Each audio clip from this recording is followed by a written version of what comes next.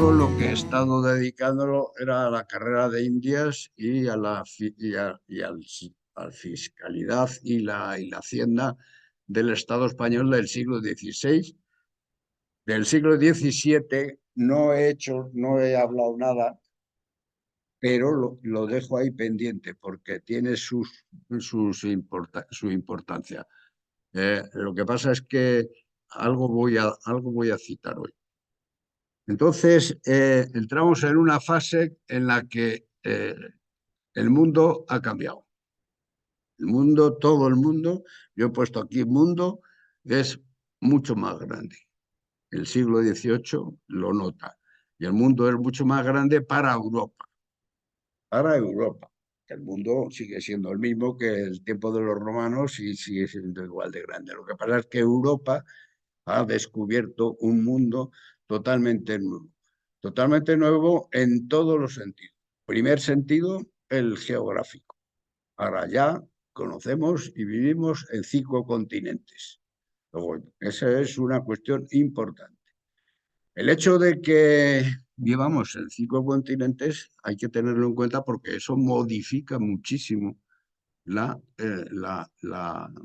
actuación, la actuación de los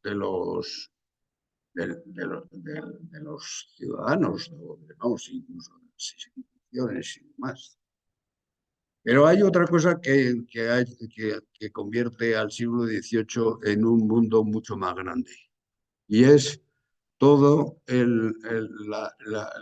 los descubrimientos y las investigaciones científicas y humanísticas que se han ido desarrollando precisamente durante el siglo XVII en Europa. Me refiero en concreto desde Copérnico en adelante, aunque Copérnico es del siglo XVI, pero cuando empieza a descubrirse y a ponerse en la ciencia, en el conocimiento de la humanidad, vamos, de los europeos, no vamos a hablar de la humanidad de los europeos, es en el siglo XVII. Y sobre todo cambia la visión del mundo. ¿En qué sentido? Con Descartes. Descartes aplica un concepto que es la razón como sistema de conocimiento del mundo. Y hemos pasado de un mundo en el que todo se hablaba desde Dios y desde la religión a un mundo en el que se empieza a hablar desde el punto de vista de la razón. Esto modifica también y aumenta, por así decir, la visión o la comprensión del mundo y la interpretación del mundo. Esto es lo que va a dar lugar, o sea, primero a una serie de conflictos importantes, porque el siglo XVII ya nos había hablado José María de las guerras de religión, precisamente porque ese conflicto entre Iglesia y Estado es un conflicto que que durante el siglo XVI y XVII generó gran cantidad de conflictos sociales y políticos en toda Europa. Entre otras cosas, porque había antes, cuando estamos hablando desde el punto de vista religioso, pues la idea era, todo venía desde la teología. Y la teología era la que interpretaba el mundo. Desde el momento en que se empieza a aplicar la razón, gracias a los conocimientos científicos y tecnológicos que desde Descartes Kepler y Galileo, etcétera, todos los que van a modificar eso. Pero también hay una cuestión importante a tener en cuenta, y es que antes el rey era por gracia divina. Y entonces la sociedad asumía el poder del rey como consecuencia de que había sido designado por Dios o era la institución derivada de Dios. Eso, en las guerras de religión, vemos que va a romperse totalmente. Desde el momento, dice Stefan Zweig, por ejemplo, dice, desde el momento que Isabel I de Inglaterra le corta la cabeza a la reina de Escocia, ya dice, oiga, si esa señora era nombrada por Dios, no, ya es que no es que ya no la admite. Cuando a Carlos I de Estuardo le cortan la cabeza también, como que no me acuerdo de la revolución, Cromwell, pues dice otro rey que también se ha encargado. Y así sucesivamente. O sea, quiere decirse que ya no se admite esa. Entonces, a partir de ese momento, tenemos que entender por qué los europeos empiezan a hacer, o sea, a desarrollar una visión totalmente diferente, con una interpretación totalmente diferente de lo que hasta el siglo XVI se había estado interpretando y considerando. Esto tiene muchas lecturas, pero tampoco quiero alargarme demasiado porque la lucha entre el poder del Papa y el poder eh, terrenal del rey, de los reyes, también se da en España. Y España era un país totalmente el defensor del catolicismo por excelencia. Pero tenemos a Carlos V y a Felipe II que hacen guerra contra el Papa. Y decimos más todavía, podemos decir, y aquí, si nos venimos aquí, decimos por qué Felipe II busca la localización de la capital de España en Madrid. Pues una de las interpretaciones más importantes es que en Madrid no había obispo y por lo tanto él no quería estar sometido a la autoridad de la Iglesia, del Papa.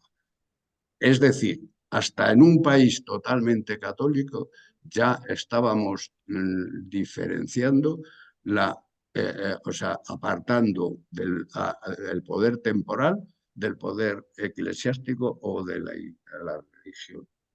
Esto nos lleva precisamente al siglo XVIII. Y el siglo XVIII es el siglo de las luces, el de la ilustración. La ilustración es un fenómeno derivado de todo lo que de lo que desde el siglo XVI y XVII ha estado ocurriendo en Europa y lo que se ha estado descubriendo. Entonces, que veamos que esta es la interpretación básica de todo este tema, de todo este tema que vamos a hablar de la ilustración. Por eso digo el despegue económico, que no es tal solo despegue económico, es un despegue social, político, económico y cultural, fundamentalmente. Bueno, cultural, porque yo ya siempre digo que la cultura no es el arte. O sea, la gente se empeña que la cultura es la pintura, la escritura y la literatura. No, la cultura es todos los instrumentos que utiliza el hombre para resolver sus problemas. Esto nos lleva al cuadro tan famoso que siempre estoy usándolo en todas las exposiciones. Pues la evolución, tanto física como cultural, en las sociedades, pues a los seres individuales tenemos una interpretación de un mundo que es un mundo interpretado por nosotros que no tiene por qué coincidir con el mundo real, pero va a ser una búsqueda permanente de los individuos en acercar ese mundo imaginado a la realidad, buscando la verdad que hay detrás de la observación. Nosotros tenemos los sentidos de observación que tenemos son nuestras herramientas y nuestras herramientas son limitadas, entonces al ser limitadas pues no podemos conocer el mundo tal como es realmente, pero lo intentamos durante toda la vida y ese es el intento de la investigación, del pensamiento, de la filosofía, de toda la ideología, o sea, buscar la fórmula de cómo podemos ir acercando nuestra interpretación, nuestra observación del mundo con la realidad que realmente está ahí y está por descubrir.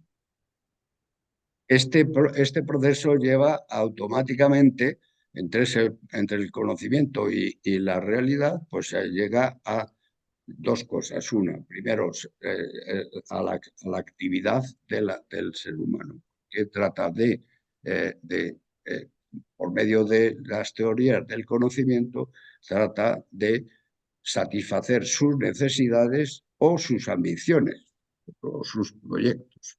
Y eso le lleva a unas acciones que son las que vienen determinadas y son las que luego después sirven, todas esas acciones, con todas las teorías que ha estado utilizando, son las que van a servir para determinar cómo es una sociedad determinada y poder analizar la sociedad tal como es, tal como funciona a lo largo de la historia, es una de las misiones más importantes que tiene la humanidad en general, porque es nuestra propia vida lo que va a determinar esa.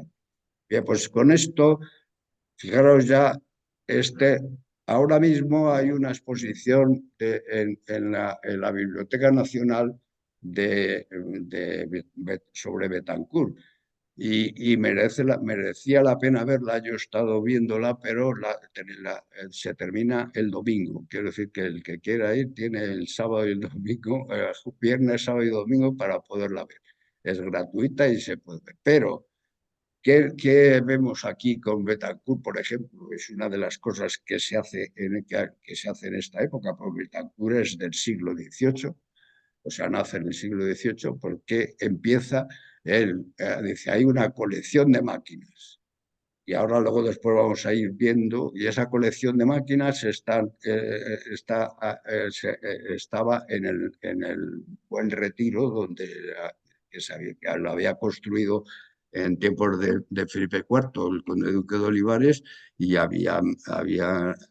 y aprovechando todo eso, pues ahí en el Buen Retiro se montó todo el desarrollo científico e investigador de la corona. Lo que pasa es que como consecuencia de la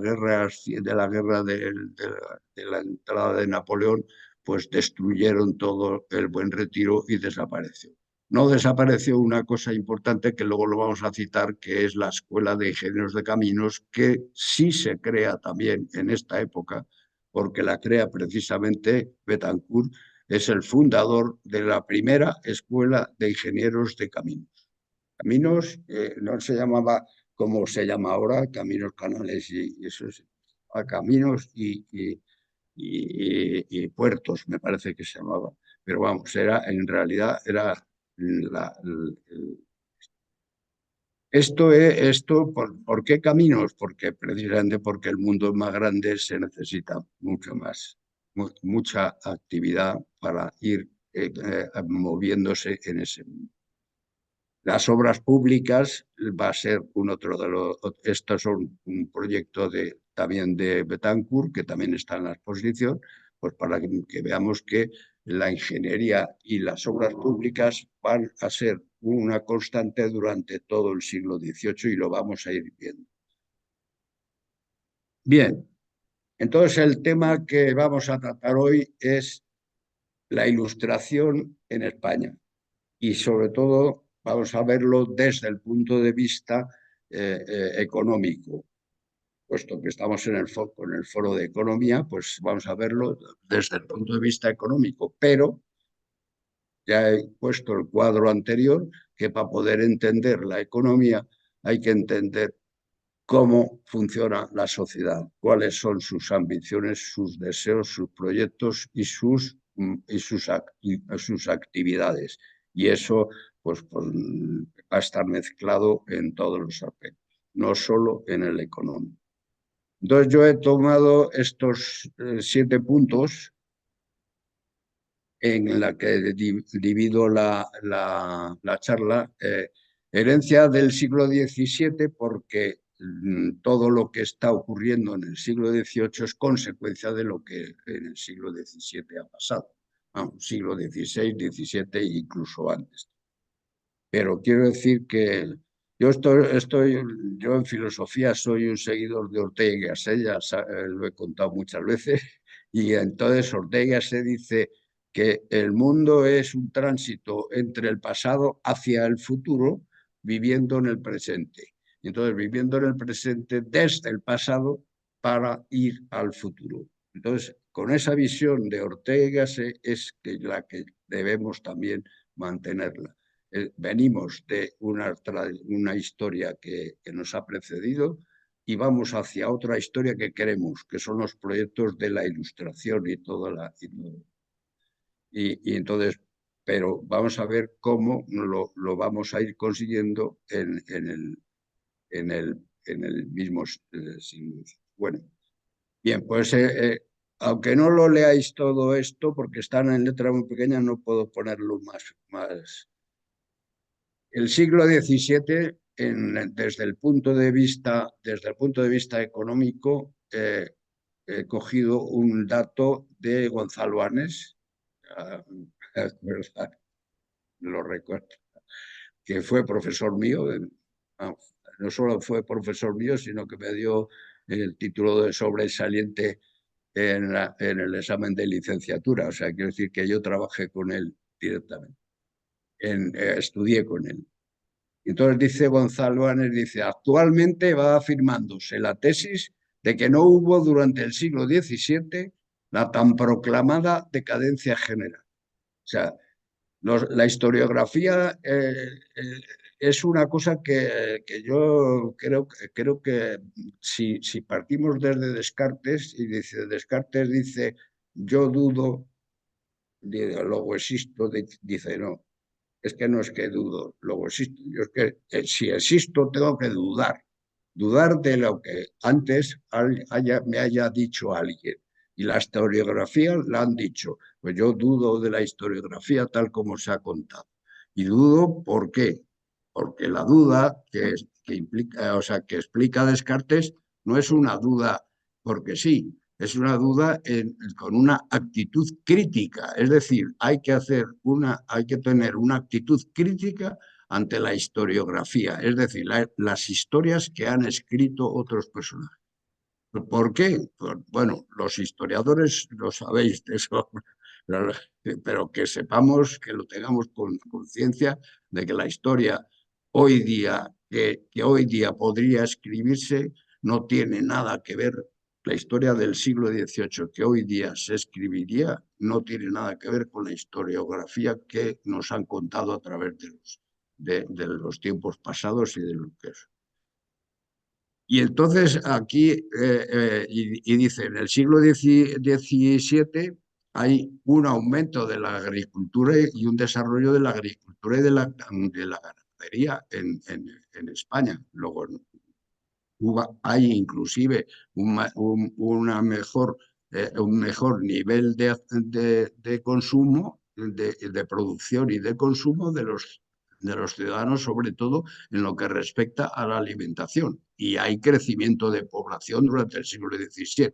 Luego, por lo tanto, ya empezaríamos a dudar de esa proclamada decadencia general. Si hay mejor nivel de vida en el siglo XVII, no era verdad.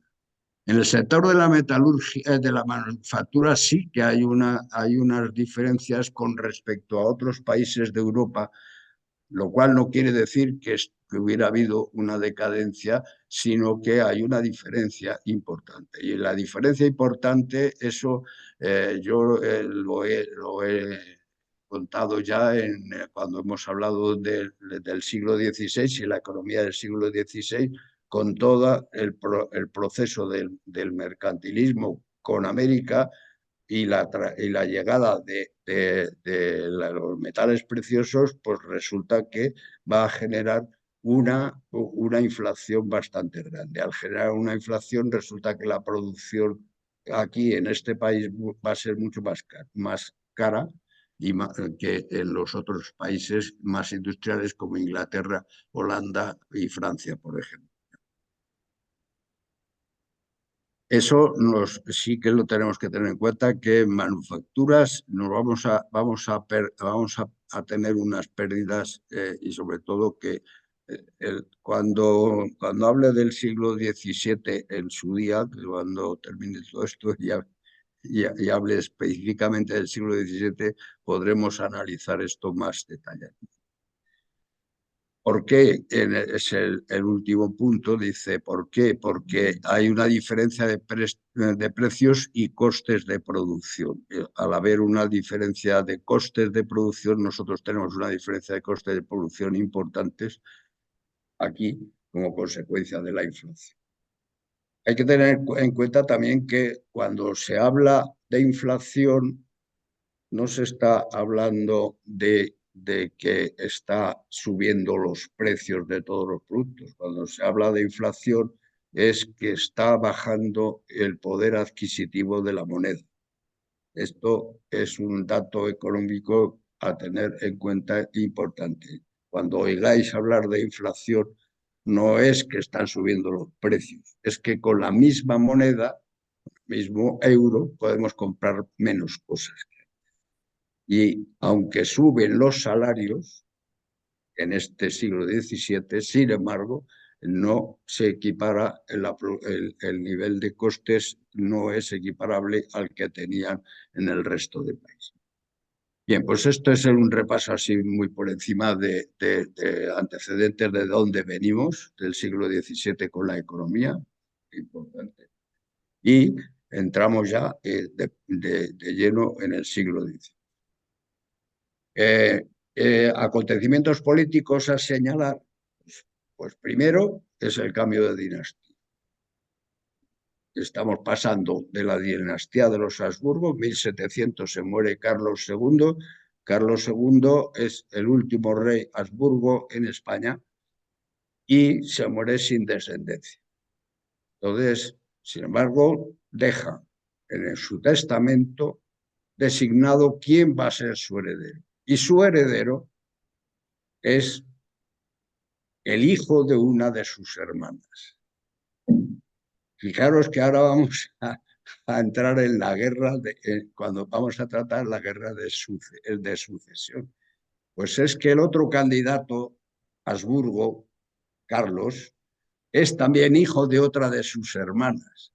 Es decir, la guerra de los dos pretendientes para coger la herencia es que son hijos de dos hermanas de Carlos II. Lógicamente, Carlos II designa a Felipe, el Felipe de Borbón, porque su hermana era la mayor y en el orden de prioridad de descendientes le correspondía al trono, le correspondería al trono al hijo al hijo de la hermana mayor, no de la hermana menor. En cualquier caso, es una cosa que Carlos II lo deja en la herencia y por lo tanto está claro que el descendiente tenía que ser Felipe de Borbón. ¿Por qué? Porque era, primero, las dos hermanas se habían casado o sea, con los dos, con el rey de Francia, Luis XIV, y con Leopoldo, el emperador de Austria. Es decir, las dos se habían casado con los dos poderes contradictorios de eso. Esto yo en la charla, o sea, en la presentación que he puesto en la web, he dicho que la guerra de sucesión en España no es una guerra española, es una guerra europea. ¿Por qué? Porque ¿quién se queda con el poder del imperio español? Y esto es lo que realmente hay que tener en cuenta. El imperio, o sea, al no tener descendiente Carlos II, el imperio español se quedaría sin descendiente. Dice, ¿quién? Pues resulta que aspira o Francia o Alemania. Inglaterra y Holanda se alían con Alemania, con Austria, y entonces la guerra va a ser europea. Por eso pongo en el segundo punto, guerra de sucesión versus guerra europea por ostentar el poder. Indudablemente hay una razón más de peso todavía, y es que Felipe V era también el descendiente de los Borbones para ser rey de Francia. Y si hubiera sido Felipe V rey de Francia y rey de España, se hubiera producido la unión de los dos reinos, cosa que los ingleses, sobre todo los ingleses y los holandeses, no estaban dispuestos bajo un concepto. Los holandeses, ¿por qué? Porque, entre otras cosas, en la revolución de Inglaterra, en la guerra en la de 1668, el, resulta que los ingleses se quedan sin rey y tienen que coger un rey que es holandés. Y los holandeses están aliados con Inglaterra. También están aliados con Inglaterra los portugueses desde un principio. Estaban en contra de los Habsburgo. Con lo cual tenemos ahí ya el montaje de la guerra de los dos bloques europeos entre sí. Consecuencia para el Estado español y sus derivaciones económicas, pues lógicamente la guerra es que estamos hablando, 1700 se muere Carlos II y la guerra termina en 1717. Después que la paz de Utrecht, o sea, el acuerdo de Utrecht se llega al acuerdo en 1715. Bueno, pues todavía aquí en España sigue habiendo guerra hasta 1717. ¿Por qué hay guerra en España? Bueno, eso ahora es importante tener en cuenta esto. Cuando Felipe V llega a España, tiene que hacer como todos los reyes desde Carlos V en adelante, vamos ante los reyes católicos y demás, lo que tiene que hacer es presentarse a todas las cortes de los reinos. Y se presentan las cortes de Castilla, las cortes de Aragón, en las cortes de Valencia, en todas ellas. Y todas las cortes le juran fidelidad, inclusive los catalanes y los valencianos. ¿Por qué luego después todos los catalanes y los valencianos se levantan en armas contra Felipe V? Pues resulta que es que hay una flota montada desde Inglaterra y desde Holanda que llega a Valencia y provoca la guerra desde Valencia. O sea, que luego, por lo tanto, los catalanes y los valencianos en esta guerra de sucesión van a estar influenciados o mal metidos, por así decir. Luego después dicen, los catalanes dicen que era una historia de entre castellanos y eso, ¿no? Es que vosotros hacíais caso a los otros. Porque, o sea, luego lo de la corrupción política, de esa no se habla. Pero la corrupción política es mucho más grave que no la corrupción económica. ¿Por qué? Pues porque la corrupción política hay intereses de poder que están por encima de... Entonces, ¿qué es lo que se les había prometido a aquellos, a los catalanes y a los valencianos y a los de Castellón? Porque es que sobre todo en la parte esa de Castellón, en la zona... yo tengo una idea de que casi luego después esto va a seguir existiendo hasta hoy. Vamos, hasta hoy, que hoy es un problema, claro, el problema más grave que tiene España hoy en día es ese, es el mismo que se genera desde entonces. ¿Por qué? Pues porque hay gente que está tratando de romper el imperio, ya no el imperio nuestro, sino el imperio, sino hasta la propia idea del Estado, que han roto, que quieren romper el Estado. El Estado hay que fijaros que es importante, si nos vamos al cuadro que he puesto antes, es importante tener en cuenta que el Estado es una, es una creación de la edad moderna, lo he dicho ya en otras charlas anteriores. ¿Y es por qué? Si Dios no es el que nombra al rey, ¿por qué tengo que obedecer al rey? Entonces, es un problema de convivencia de una sociedad con los que administran el poder. Y esto es lo que forma la constitución del Estado. ¿Quién administra el poder y quién obedece al poder y asume que el poder tiene que estar ejercido desde el punto que está? Fijaros que estos son problemas, no son económicos, pero son problemas sociales que tienen derivaciones económicas. Bien, pues decía, y lo último era, es decir, que el final de la guerra de sucesión, no de la guerra de sucesión en España, sino lo de la guerra de sucesión en Europa, el final de la guerra europea, esa acaba en Utrecht. No sé si habéis estado en Utrecht y habéis visto en dónde se celebró el tratado y por qué puertas se entraba a la sala donde se celebró.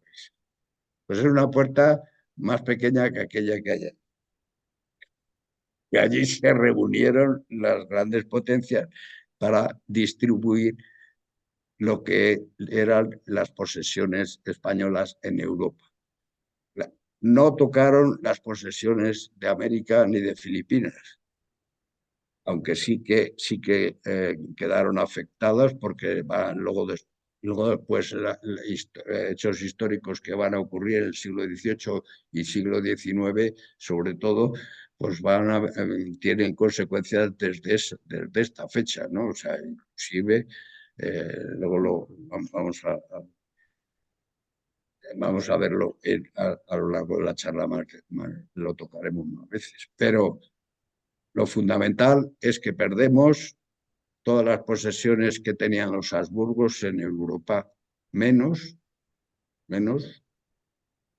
la parte menos España. O sea, se pierden todas las posesiones de Italia, se pierden las posesiones de Flandes, se pierden las posesiones y hasta se pierden las posesiones dentro de la misma España porque se pierde también Menorca y, y, y Gibraltar y pasa a poder.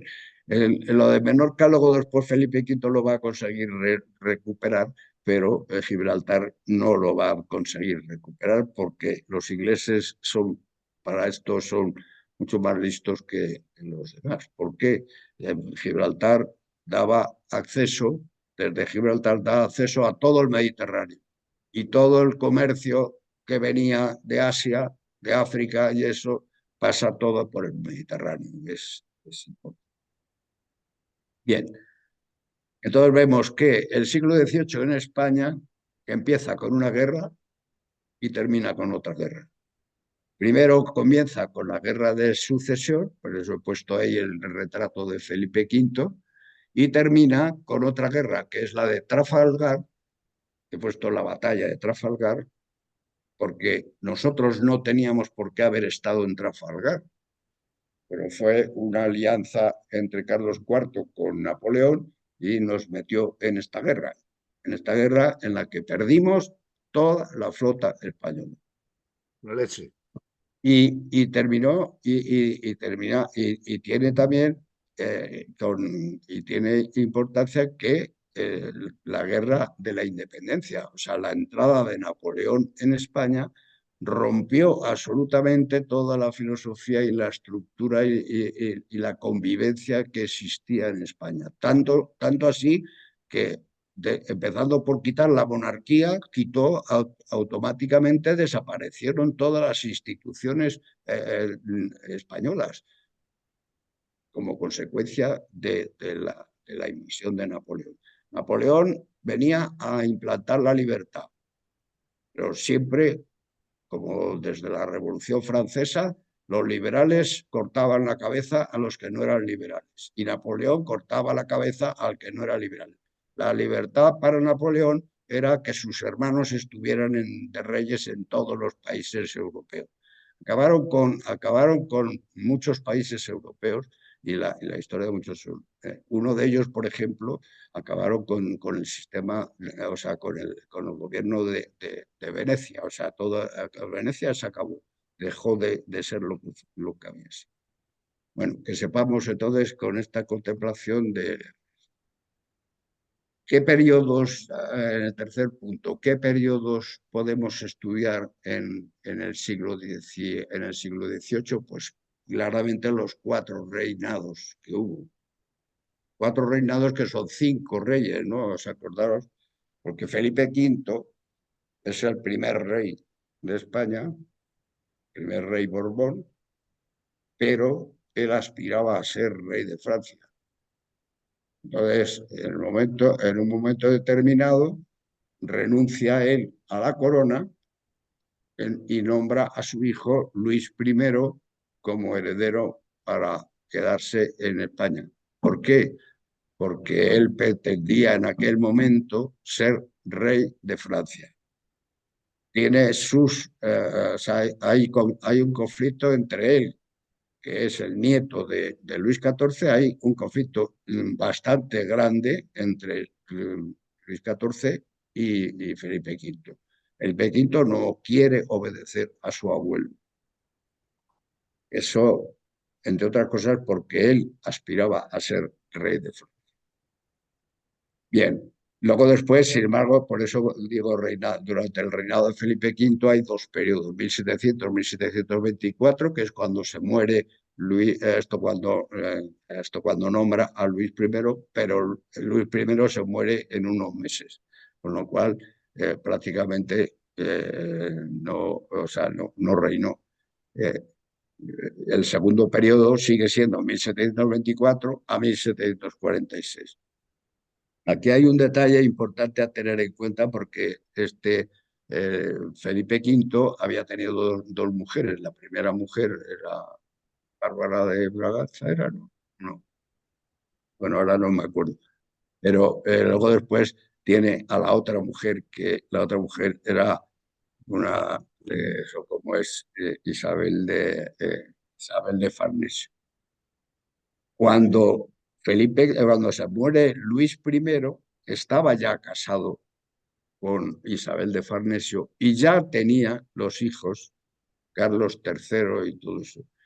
Y entonces eh, ella quería que hubieran sido rey uno de sus hijos. Pero Carlos III, el que luego después será Carlos III, en aquellos momentos era rey de Nápoles y había conseguido su padre que fuera. En las luchas esas con Luis XIV, había conseguido que fuera rey de Nápoles. Bien, entonces hay un dato y es que ya sabéis que Felipe V era enemigo de venir al monasterio del Escorial porque no le gustaba para nada el monasterio del Escorial. Tiene una psicología especial. Y entonces él quiere montar su Versalles particular y entonces es cuando se hace el Palacio de la Granja. Entonces, vivía ahí donde realmente estaba en el Palacio de la Granja porque además había quemado el Alcázar de Madrid. Felipe V empieza también a construir el Palacio Real, aunque luego después el que la va a terminar va a ser Carlos III, pero Felipe V es el que va a empezar a construir el Palacio. Bien, que no, iba a contar la anécdota, sí. Hay un palacio aquí, que es el Palacio de Río Frío, que quien lo mandó construir fue Isabel de Farnesio, porque se enfadó con su marido porque no había nombrado heredero a sus hijos. Y dice, entonces nos vamos a trasladar nosotros a vivir al Palacio de Río Frío. No les dio tiempo a inaugurar el Palacio Río Frío porque mientras se estaba construyendo se murió el otro rey que era Fernando VI, y entonces ya sí nombran a Carlos III. Eso es una anécdota para que cuando vayamos al Palacio de Río Frío, que nos acordemos que allí nunca estuvieron los reyes. Utilizaron luego después en viajes, pero no estuvo el rey. El segundo periodo es el de Fernando VI, y el de Fernando VI no es muy grande, son 46 hasta 59, pues son 13 años nada más, pero es importantísimo, porque Fernando VI es o sea, a Felipe V con todo esto de la guerra de sucesión y con las aspiraciones al trono, pues aunque había comenzado ya con todas las políticas de la ilustración, él mismo era un ilustrado, pues bueno, una de las cosas es lo de Antonio Soler, ¿no? Me parece que es Felipe V el que se trae, pero por lo menos el que se trae es al Farinelli. A Farinelli parece ser que Felipe V tenía unos problemas de explosivos nocturnos y organizaba cada una en las cenas que entonces tenían que traer, se trajeron a Farinelli para que le cantaba y cuando le había cantado 5 canciones Farinelli se tranquilizaba y ya dormía tranquilamente. Es una anécdota musical. Bueno, pero el tiempo del reinado de Fernando VI, fijaros que he puesto el Marqués de la Ensenada y el inicio de las reformas, porque realmente es el Marqués de la Ensenada quien va a tener una visión económica mucho más grande que lo que le había dado tiempo a Felipe V a estudiar. Eso sí lo vamos a ver luego después, más adelante, quiénes son, por qué hace las ideas fundamentales de los ilustrados, la voy a contar en el siguiente apartado, y saber por qué el Marqués de la Ensenada va a hacer lo famoso, una de las cosas famosas que lo habréis oído todos, es ¿cómo se dice? El catastro que hizo el Marqués de la Ensenada. El Marqués de la Ensenada hace un catastro de todas las ciudades, todos los pueblos y de todos los territorios de España. Vamos, él no lo manda a hacer, quiero decir. Entonces, ¿por qué? Porque el problema que encontraban ellos es que el sistema fiscal y financiero para el que llevaba la corona de los Habsburgo no era el apropiado para los tiempos en los que estaban viviendo. Y entonces se le ocurre que haya una reforma fiscal importante, de tal forma que haya un solo impuesto. Claro que esto es una ambición de todos los economistas a lo largo de la historia, que haya un solo impuesto. Y ese impuesto estaba basado, la forma de conseguirlo era que ese impuesto fuera sobre el catastro, lo que las posesiones que tuvieran cada ciudadano y la producción que hiciera toda la producción que hiciera cada ciudadano. Con lo cual elabora el catastro de Ensenada, es una de las obras, hasta entonces no existía ningún catastro y era difícil saber. eh, eh, Ahí te empiezas a estudiar yo que me he hojeado unos cuantos tomos, porque es que, claro, es que cada pueblo tenía es un libro entero, o sea, y decía qué productos que se producía, que no se producía, qué propiedades tenía, las extensiones que tenía. Ahí entonces empiezan a decir, hasta entonces estaba pensando en el problema de la agricultura, cuando empiezan a decir, es que tenemos que resolver el problema de la agricultura, porque si no tienes datos. Entonces, ha dicho muchas veces que en economía sin datos es imposible manejar nada. Entonces, lo primero que necesitas es saber cuántos metros y cuántas hectáreas tiene fulanito para saber qué es lo que tengo que cobrarle y cuánto produce este pueblo para saber cuánto tengo que cobrar de impuestos. Pero eso no él, sino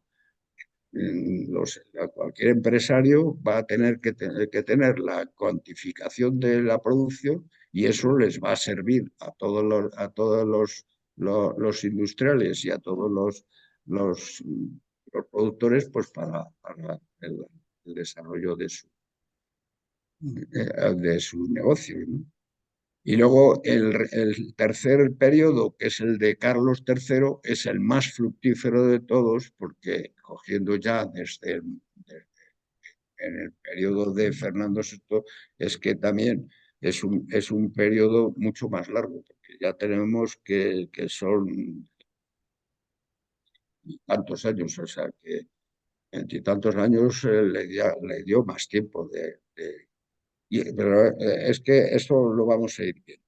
Y el último periodo, que es el de Carlos IV, pues es un rey débil y a pesar de que tenía aquí la casita del príncipe, la casita del príncipe era de Carlos IV, se la había construido Carlos III y la casita del infante también es también del otro hermano de Carlos IV, se las había construido Carlos III. Aquí sí que hay una gran diferencia entre Carlos III y Felipe V, porque así como Felipe V no quería venir al monasterio del Escorial, Carlos III no quería salir del monasterio del Escorial. O sea, quiere decir que es al revés. Y es a partir de entonces cuando se empieza a desarrollar todo lo que es la población de San Lorenzo del Escorial, porque toda la corte, al tener que estar aquí, pues se hacen sus palacios. Pues estaba el palacio del marqués de los duques de Medinaceli, el duque de Alba, de todos los importantes que conocéis aquí en el Escorial. Pero Carlos IV decía, volviendo a Carlos IV, es un rey débil y además se va a dejar gobernar por su mujer, fundamentalmente, que va a gobernar a través de Godoy, que es el válido. Alguien dice que era el amante de su mujer. Eso ni se sabe ni se puede demostrar hoy por hoy, con lo cual no lo sabemos. Pero eran las malas lenguas, decían eso. Mucho se preocupó su hijo Fernando VII en que a propósito, otra de la confrontación entre el Escorial de arriba y el Escorial de abajo surge precisamente en tiempos de Carlos IV, porque hay una rebelión que promueve Fernando, el hijo de Carlos IV, la promueve aquí en el Escorial contra su padre. Y entonces resulta que los del Escorial de arriba son partidarios de Godoy porque ahí estaba el Palacio de Godoy, estaba en la calle de Juan de Toledo. Y los del Escorial de abajo son partidarios de Fernando VII. Por eso dice, como dice la Leal Villa del Escorial. Dice Leal porque se lo puso Fernando VII. Bien, pues con estos detalles pasaríamos a lo que es la Ilustración. La Ilustración en toda Europa, fundamentalmente en el aspecto económico, es que empieza a desarrollarse teorías y análisis, sobre todo desde la filosofía de Locke, del liberalismo, y en todo esto en Inglaterra tenemos a Adam Smith, en Francia François Quesnay, Jeremy Bentham también y Malthus, pues todos los que se ha llamado los economistas clásicos en economía. Cuando alguien habla de la historia de los economistas, habla de los economistas clásicos, son todos de esta época. En eso yo no estoy de acuerdo porque si hay una primera escuela de economía en Europa, es la escuela de Salamanca que es del siglo XVI. Y aquí ya os aviso que vamos a hacer unas jornadas, hemos contactado con la universidad, con una asociación que hay aquí en la Universidad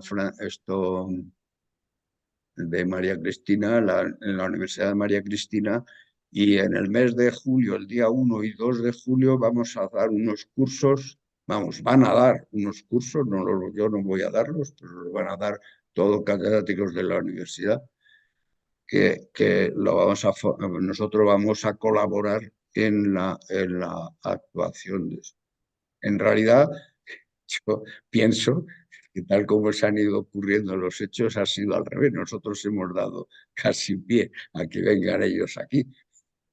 porque son de las universidades de Francisco de Vitoria, fundamentalmente de la Universidad Europea, de la de Carlos III, sí, y darán unos cursos de la Escuela de Salamanca, lo que ha representado para Europa y sobre todo para España lo que es la Escuela de Salamanca. Primero, económicamente; segundo, comercialmente y legalmente, y con la legislación internacional, que son los primeros, la legislación mercantil, etcétera, etcétera. Todo eso está estudiado allí en Salamanca en el siglo XVI, antes que todos estos hubieran escrito y haberse hecho famosos. Porque da la casualidad de que hasta Adam Smith tenía en su biblioteca las obras de Francisco de Vitoria. Es decir, ellos habían estudiado a la Escuela de Salamanca y la habían marginado para ensalzar su obra, pero que sepamos que esta importancia de la Escuela de Salamanca para mí para mí, para todos los que escriben he puesto ese libro ahí porque este es un trabajo que organizó Fuentes Quintana, de hacer una recopilación de ensayos importantes de todos los economistas españoles y todas las teorías y las actuaciones de la economía española en toda su historia, hasta que se murió. Y son 9 tomos como ese. O sea, este está dedicado exclusivamente a la ilustración, pero que sepamos que yo eso lo uso, lo estoy usando permanentemente. O sea que, bien.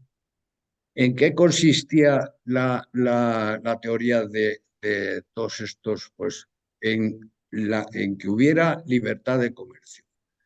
Estaba claro, y la historia lo había demostrado en los siglos anteriores, toda la carrera de Indias lo demuestran, es que cuanto más posibilidades de comercio hay, más posibilidades de desarrollo y de crecimiento. La base de la economía está sustentada en el comercio, en el comercio internacional.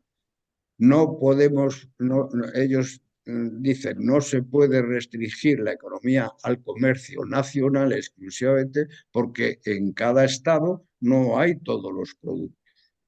Y luego después hay que importar productos, pero para poder pagar los productos que importo, tengo que exportar productos y cobrar de las exportaciones. Y esta balanza entre importaciones y exportaciones, que es la que se llama la balanza comercial o balanza de pagos, pues es la que permite a un país desarrollarse en el futuro.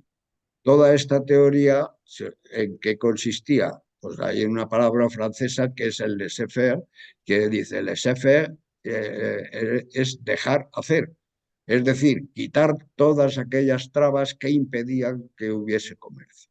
Y eso va a ser el fundamento de toda la ilustración en economía. Se va a basar en eso, en quitar trabas al comercio y desarrollar el comercio, porque es la forma de crear industria, agricultura y servicios. Todo eso va a desarrollarse a lo largo de todo el siglo XVIII. Los que más van a despuntar en el siglo XVIII van a ser, lógicamente, van a ser los países en los que estas teorías estén más implantadas, y es como van a ser, claramente va a ser Inglaterra y Holanda.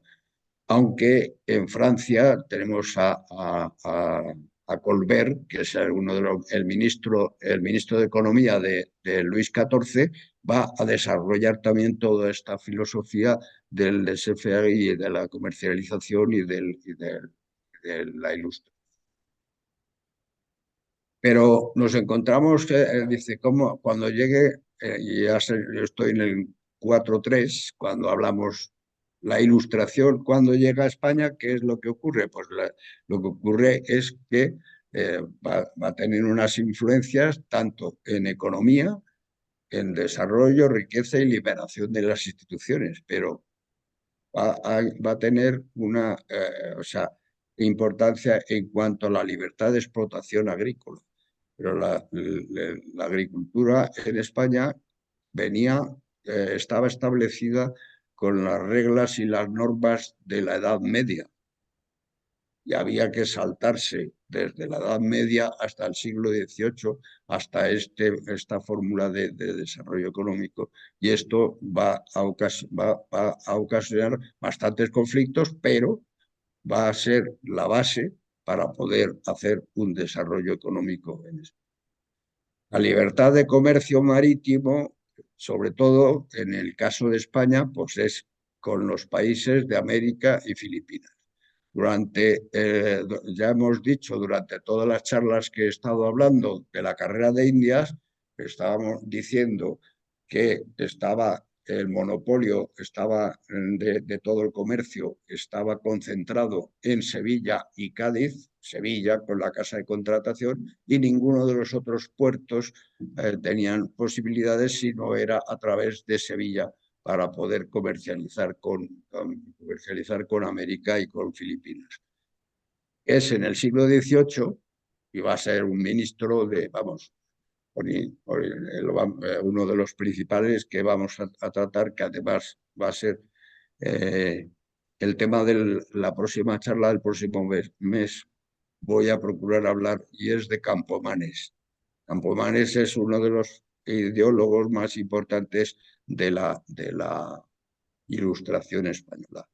Ilustración española que además hay que tener en cuenta que la Ilustración europea es más bien atea. O sea, estamos hablando de Voltaire y demás, pero la Ilustración española es una ilustración católica. Sí. Y es gracias al padre Feijó.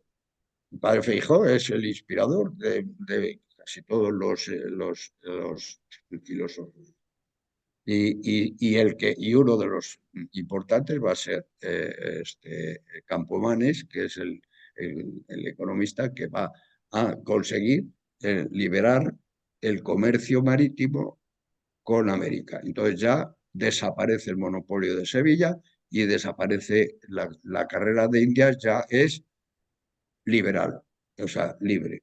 Entonces, aquel que tenga mayores poderes económicos, pues ese será el que desarrolle. Eso va a permitir, por ejemplo, desarrollar toda la industria siderúrgica del País Vasco y naviera del País Vasco y de la zona norte, y va a permitir desarrollar todo el mercado textil de Cataluña, que se va a desarrollar durante todo este siglo XVIII, como consecuencia de la libertad. Lo otro era libertad, eliminar los aranceles internos. Es que una de las cosas que había es que entre unas poblaciones y otras cobraban aranceles, cobraban impuestos para hacer un comercio entre una zona y otra, vamos, entre un pueblo y otro pueblo, o sea que pues, había que quitar todo eso. ¿Eso a qué va a afectar? Pues va a afectar a la mesta, por un lado. La mesta, acordaros que lo que hablamos era el monopolio de la ganadería. Todos los ganaderos estaban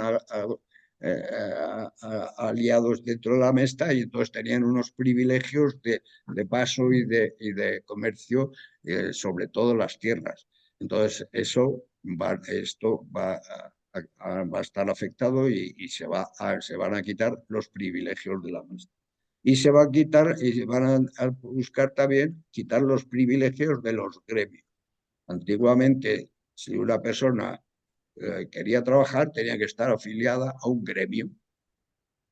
Pues, digo una persona, no un trabajador, un trabajador y un empresario. O sea, el empresario tenía que estar en un gremio. Y si no estaba en ese gremio, no trabajaba, no había industria.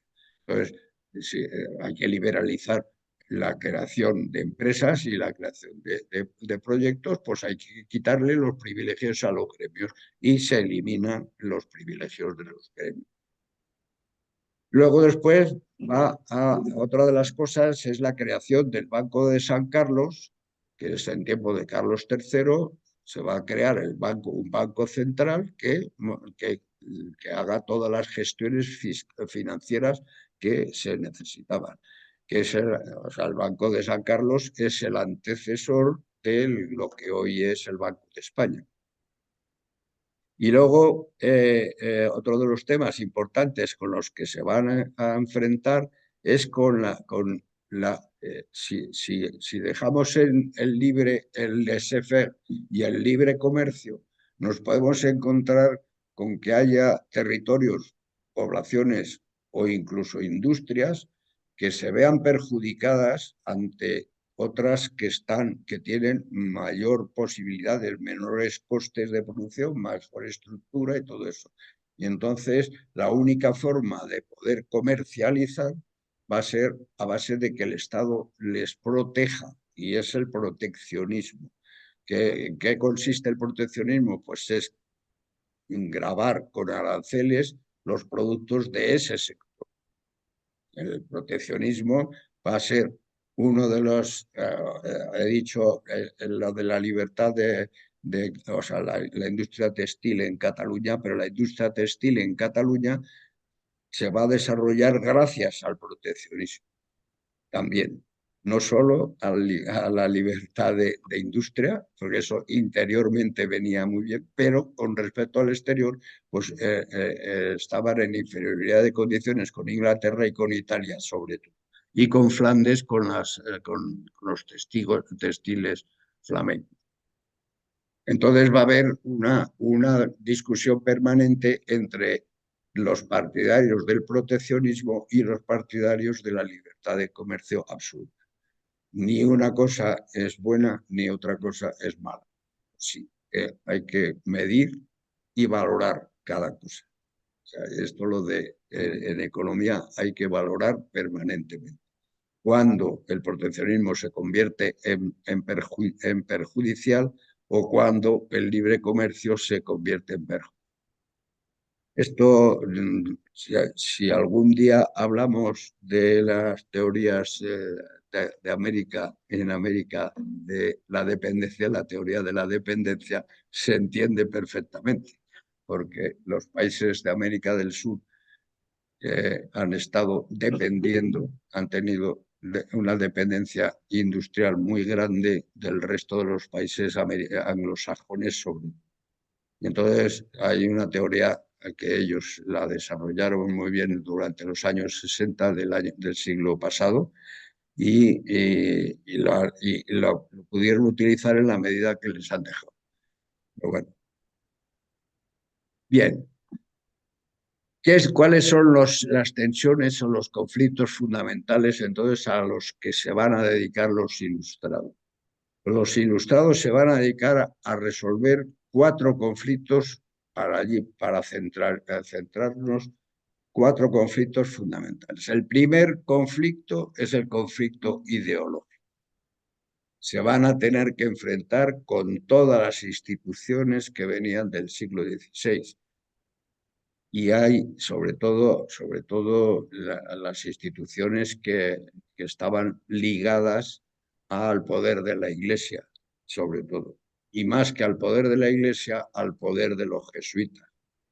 Porque los jesuitas habían constituido un Estado dentro de la Iglesia. Es decir, ya sabéis que al superior de los jesuitas le llaman el Papa Negro, porque ahora ya hay más instituciones y ya han perdido poder, el Papa ha perdido poder, pero antiguamente los jesuitas tuvieron un poder económico muy grande. Ya sabéis que en este siglo XVIII se va a expulsar a los jesuitas de todos los reinos españoles, pero inclusive se va a conseguir que se anulase la orden. Duró poco tiempo la anulación de la orden, que la anulasen desde el Vaticano, pero en cualquier caso, eso tenía unas razones que habría que detallar. Esta charla de hoy es como una introducción al siglo XVIII, porque hay tantísimas cosas de las que hablar que no da tiempo en una hora. Vamos, el primer conflicto, sí, casi lo voy a dejar así aquí porque ya continúo en eso. El primer conflicto es el ideológico, ruptura de los valores tradicionales y las creencias establecidas. Que tenemos a Montesquieu, a Voltaire, Cotillard, Rousseau y otros que son los ideólogos de la Ilustración europea, y esos todos están en contra sobre todo son antiespañoles. Claro, o sea, hay escritos de Montesquieu y de Voltaire, pero sobre todo de Voltaire yo he leído, hay cosas que es que, vamos, yo a Voltaire le odio pues, profundamente. Como español tenemos que odiar a Voltaire. Punto. No, por cómo habla. Se hacen eco de las lecciones del famoso ministro de Luis. Bueno, ves, estaba hablando, se hacen en ese conflicto, todos estos se hacen eco de las ideas de Colbert sobre las necesidades de incrementar la producción agrícola e industrial. El padre Benito Jerónimo Feijó divulgó la filosofía escéptica de la Ilustración. Y yo decía, es importante que tengamos en cuenta y recordemos a padre Feijó como el ilustrador, el ideólogo de la Ilustración española para diferenciarlos de Montesquieu, Voltaire y Codinco. Y yo, que soy español, defiendo a los españoles. Y entonces defiendo al padre Feijó en contra de todos esos. Es importante que todos esos descubrimientos científicos y técnicos, como y en España, vamos a verlo, como van a ver cómo son. La de Andrés Piquer, yo no le conozco, no sé si tú le conoces, es de un doctor valenciano que parece ser que en ciencias médicas en este tiempo fue bastante avanzado. Y luego Agustín de Betancourt, que ya lo he citado porque pues es un industrial que crea la Escuela de Ingeniero de Caminos y hace todas las políticas. Vamos, va a ser el factotum que va a llevar adelante muchas de las políticas de industrialización, vamos, sobre todo de obras públicas, porque una de las cosas que sí que se había, como le pasa a Colbert en Francia, una de las cosas que se había descubierto que se había estudiado, es la importancia que tiene el apoyo desde el Estado en las obras públicas para el desarrollo de la economía en todas las cosas. Hay que tener en cuenta que entonces no existían ferrocarriles, ni teléfonos, ni existía la máquina de vapor y todo eso. Bueno, Betancourt hace carreteras, puentes, máquinas de vapor, canales, los canales de Castilla, el canal de Aragón, el canal de Guadarrama. Todo eso está proyectado en este tiempo. El canal de Guadarrama, ya sabéis que lo tenemos aquí al lado, porque se hundió la presa, pero lo que pretendían era utilizar el Guadarrama para llegar hasta Lisboa, pasando luego después al Tajo y desde el Tajo a Lisboa. La idea venía también de Francia porque el que va a traer, o sea, los que van a venir también con los ilustrados, en Francia se hicieron canales de comunicación por ejemplo, uniendo dos ríos que se comunican el Mediterráneo con el Atlántico. Pues ellos aquí pretenden hacer también hacer lo mismo. Pero hay una cosa con la que nos encontramos, y es que se trazó una imagen de la historia de España copiosa en maldades y engaños. La leyenda negra. La leyenda negra, que todos le echan la culpa a Antonio Pérez y no es Antonio Pérez, la leyenda negra contra España se desarrolla en el siglo XVIII más que en ningún sitio. Es lo de la historiografía, la falsa historia o la historiografía. Por eso soy crítico en la lectura de libros de historia, como soy crítico con Montesquieu y con Voltaire. Bueno, el segundo conflicto, y ese ya es económico y es importante, que es el espíritu de reforma y la agricultura. Se afrontan los trabajos tradicionales en la agricultura con la tecnología y la propia, tratando de desarrollar la tecnología en los cultivos y la propiedad de la tierra. La tecnología de los cultivos incluía, aparte de buscar máquinas, aparte también los abonos y ¿qué es lo que se hace durante este tiempo? Pues aumentar el número de superficies cultivables. También por eso habían entrado en conflicto con los de la Mesta, que les ocupaban territorios, los ganaderos les ocupaban territorios.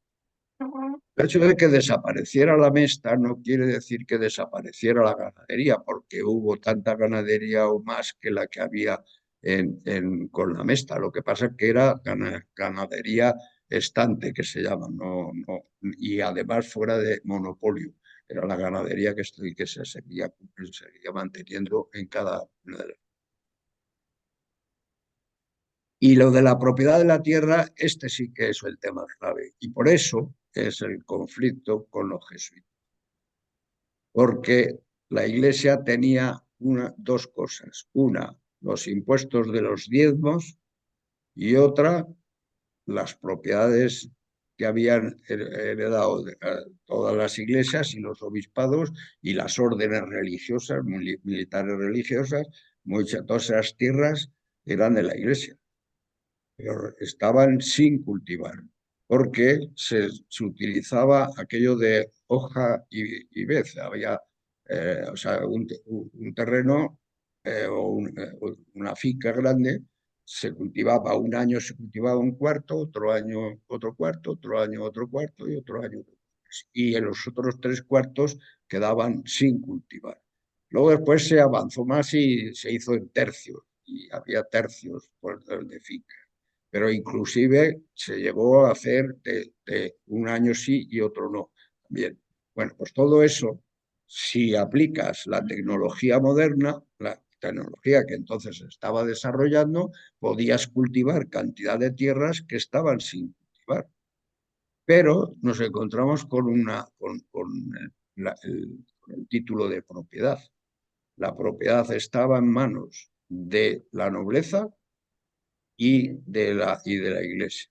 ¿Por qué? Pues porque habíamos estado 8 siglos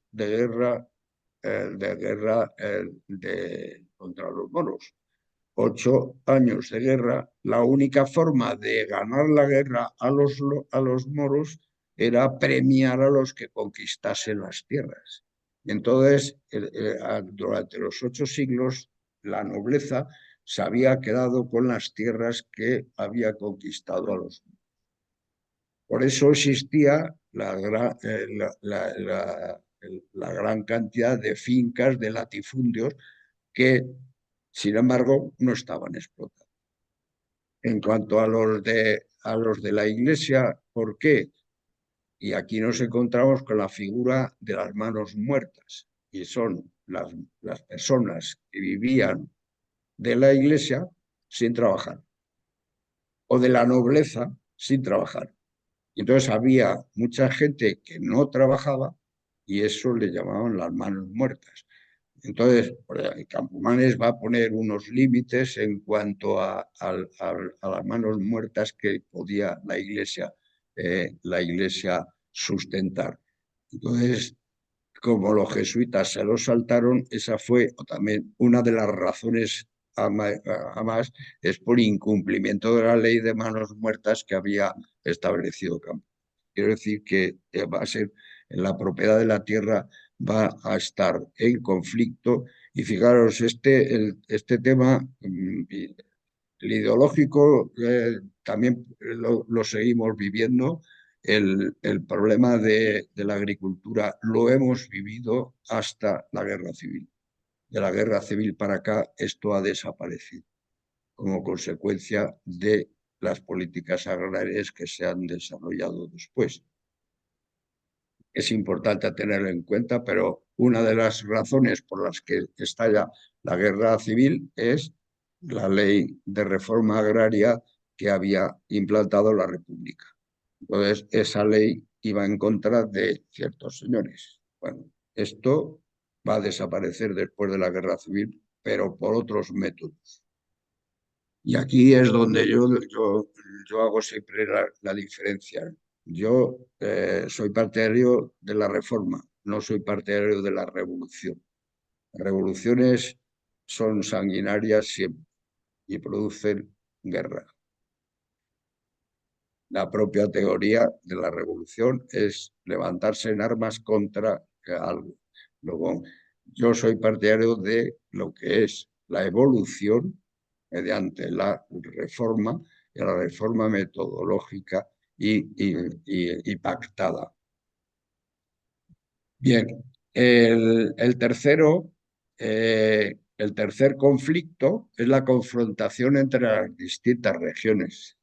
Fue precisamente lo que hemos visto en la guerra de sucesión. El conflicto se va a desarrollar entre Cataluña, el País Vasco, Andalucía, Extremadura, etcétera, etcétera. Todos estos conflictos, esos seguimos teniéndolos todavía. Y el cuarto conflicto que se van a encontrar es el de la vida rural versus vida urbana.